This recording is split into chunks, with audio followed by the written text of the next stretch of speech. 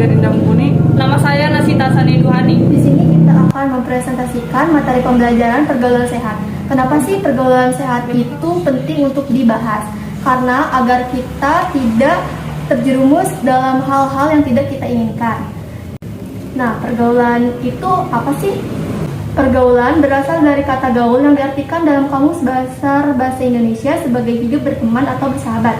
Pergaulan merupakan proses interaksi yang dilakukan oleh individu dengan individu lain, atau dapat juga antara individu dengan kelompok, yang artinya manusia sebagai makhluk sosial tak akan pernah lepas dari kebersamaan dengan manusia lain.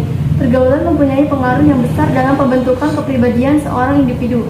Pergaulan yang ia lakukan itu akan mencerminkan kepribadiannya, baik pergaulan yang positif maupun pergaulan yang negatif. Pergaulan yang positif itu dapat berupa kerjasama antar individu atau kelompok guna melakukan hal-hal yang positif. Pergaulan sehat adalah pergaulan yang tidak terjebak dalam dua kutub yang ekstrim, yakni terlalu sensitif, menutup diri, atau terlalu bebas. Konsep pergaulan semestinya lebih ditekankan kepada hal-hal positif seperti mempertegas eksistensi diri atau guna menjalin persaudaraan serta menambah wawasan yang bermanfaat. 2. Mengidentifikasi konsep pergaulan sehat pada remaja. A. Ciri-ciri pergaulan sehat: berakhlak mulia, senantiasa berprasangka baik, pemaaf, jauh dari rasa iri dengki, memiliki sifat malu, berusaha menepati janji, selalu mengingat pada kebaikan, membantu teman, memberi nasihat yang baik, tidak membicarakan aib teman. Biasanya di dalamnya kita saling menghargai, dimulai dari menghargai pembicaraan dan waktu, karena kita saling memahami, masing-masing memiliki kesibukan dan kegiatan. Jarang ada drama, konflik mungkin ada, akan terjadi, namun dapat diselesaikan tanpa berlarut-larut terlalu lama, karena setiap individu mengerti perbedaan itu biasa.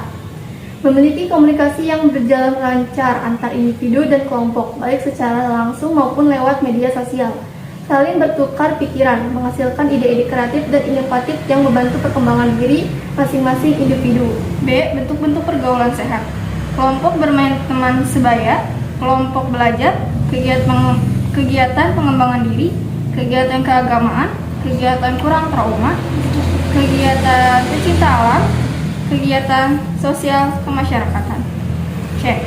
Pengaruh positif pergaulan sehat: lebih mengenal nilai-nilai dan norma sosial yang berlaku sehingga mampu membedakan mana yang pantas dan mana yang tidak dalam melakukan sesuatu. Lebih mengenal kepribadian masing-masing, orang sekaligus menyadari bahwa manusia memiliki keunikan yang perlu dihargai. Mampu menyesuaikan diri dalam berinteraksi dengan banyak orang sehingga mampu meningkatkan rasa percaya diri. Mampu membentuk kepribadian yang baik sehingga bisa diterima berbagai lapisan masyarakat.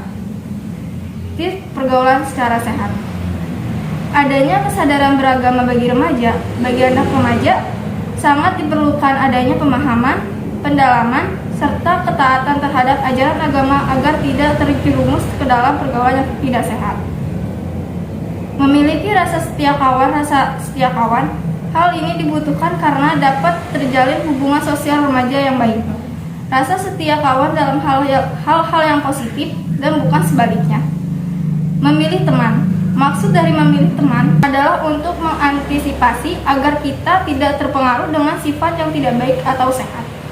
Walaupun begitu, teman yang pergaulannya buruk tidak harus kita asingkan, melainkan kita tetap berteman dengannya, tapi harus menjaga jarak. Jangan terlalu dekat atau akrab dengan orang yang memiliki sifat yang tidak baik atau sehat. Mengisi waktu dengan kegiatan yang positif, misalnya diarahkan untuk mengembangkan keterampilan atau penyaluran bakat olahraga, memperdalam kajian agama, menulis cerpen, menggambar, atau lainnya. Laki-laki dan perempuan memiliki batasan-batasan tertentu. Remaja harus menjaga jarak dengan lawan jenisnya sesuai dengan norma agama dan norma sosial di Indonesia. Misalnya, menyapa teman lawan jenis dengan sapaan yang baik, bersahabat dan berteman dengan lawan jenis dengan saling menghormati dan menghargai, memakai pakaian yang sesuai dengan situasi dan kondisi serta tidak mempertontonkan aurat. Menstabilkan emosi. Kita harus mampu mengendalikan emosi diri kita, jangan sampai emosi yang menguasai diri kita.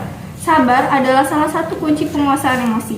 Cobalah melatih diri dalam menyelesaikan masalah dengan komunikasi, bukan dengan amarah atau emosi.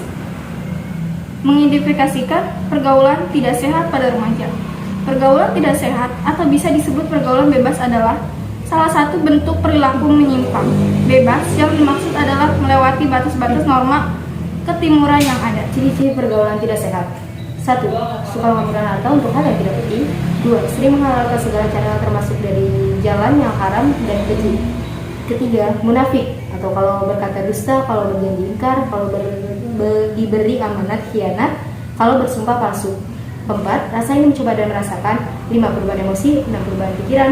7. Perubahan lingkungan pergaulan. 8. Perubahan tanggung jawab. 9. Mudah mengalami kegelisahan, tidak sabar. 10. Emosional, selalu ingin melawan. 11. Rasa malas dan perubahan dalam keinginan, ingin menunjukkan eksistensi dan kebanggaan diri. 12. Selalu ingin mencoba hal negatif. B. Bentuk-bentuk perilaku menyimpang atau pergaulan tidak sehat. Jenis penyimpangan sosial yang terjadi di tengah masyarakat antara lain. Pertama, penyimpangan seksual. Penyimpangan seksual adalah perilaku seksual yang tidak seharusnya dilakukan, misalnya perzinahan, suka sesama jenis, kumpul kebo, pemerkosaan. Kedua, penyalahgunaan narkotika zat yang seharusnya diberikan kepada orang sakit untuk mengurangi rasa sakit justru dikonsumsi orang sakit. Justru dikonsumsi orang sehat. Obat penenang yang seharusnya untuk pasien jiwa justru digunakan orang sehat.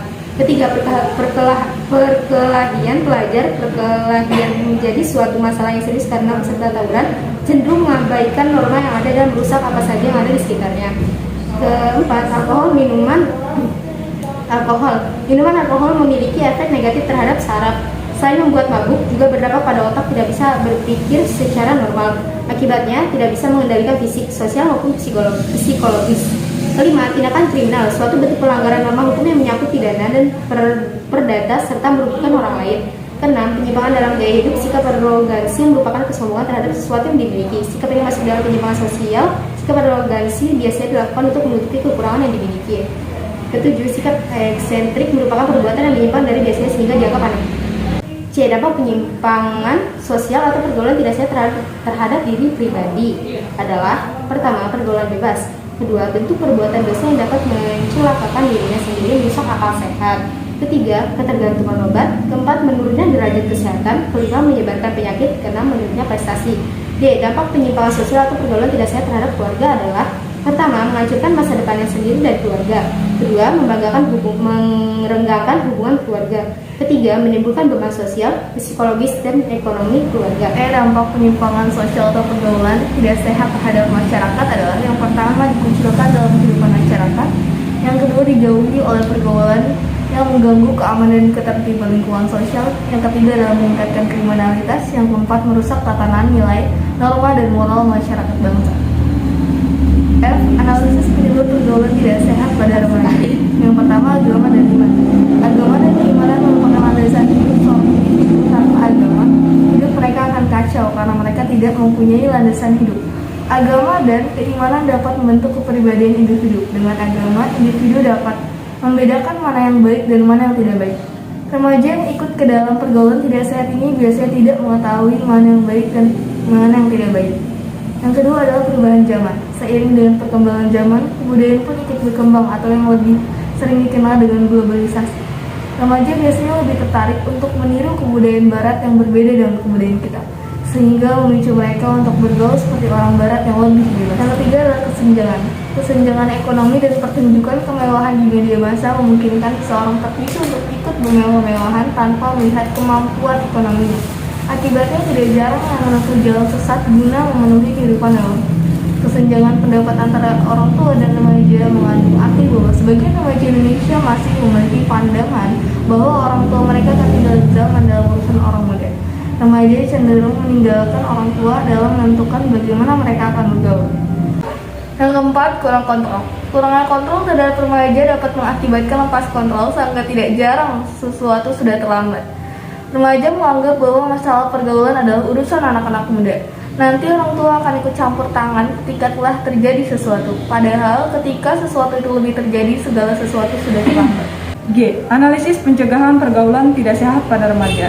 Untuk menumbuhkan kesadaran akan bahaya pergaulan tidak sehat, remaja perlu diberi pendidikan mengenai dampak pergaulan tidak sehat dan memberi pendidikan kerohanian agar mereka sadar apa akibat yang ditimbulkan dari pergaulan tidak sehat bagi diri sendiri, keluarga maupun lingkungan. Pembentuk jati diri yang utama adalah lingkungan. Lingkungan yang tidak sehat akan melahirkan remaja yang tidak sehat pula. Tetapi sebaliknya, lingkungan yang kurang baik akan membentuk pribadi remaja yang kurang sehat. Lingkungan yang kurang baik juga bisa menjerumuskan remaja kepada pergaulan tidak sehat. Remaja yang sudah masuk ke dalam lingkungan yang salah akan sulit sekali kembali ke dalam lingkungan yang baik. Karena usia remaja masih memiliki jiwa pikiran yang masih labil.